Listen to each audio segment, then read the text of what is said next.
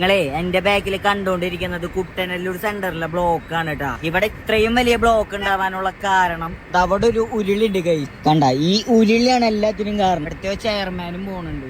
കുട്ടനല്ലൂര് പുരോഗമിച്ചു, highlight mall വന്നു, ഏഷ്യയിലെ തന്നെ ഏറ്റവും വലിയ സുവോളജിക്കൽ പാർക്കൊക്കെ ഈ റൂട്ടിലാണ് വരുന്നത്. റോഡ് പണി അതിഗംഭീരമാക്കിയിട്ട് നടത്തിയിട്ടുണ്ട്. എന്നിട്ട് ബ്ലോക്ക് നോക്ക്. ഉരുളി കാരണം ഇങ്ങനെ പ്രശ്നം നടക്കുന്നുണ്ട്. ആ ഉരുളി എടുത്ത് മാറ്റണം. ഇത് നീ എത്തും വിചാരിച്ചെങ്കിലൊന്നും ശരിയാവുന്നൊരു കാര്യമല്ല, ശരിയാവില്ല. എന്നോട് പറയച്ചേക്കും എല്ലാത്തിനും പറ്റി ഞാൻ തലയിടുന്ന ഇറ്റിപ്പോൾ വലിയ നല്ലൊരു കാര്യം എന്തല്ല.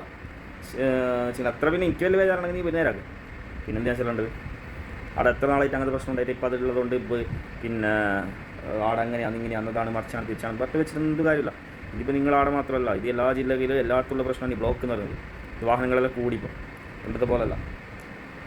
അപ്പോൾ അതെല്ലാം നീ മനസ്സിലാക്കും. വാഹനങ്ങളൊക്കെ ഓവറാണ്. അപ്പോൾ അതുകൊണ്ടാണ് ഇങ്ങനത്തെ എല്ലാം ഇത് വരുന്നത്.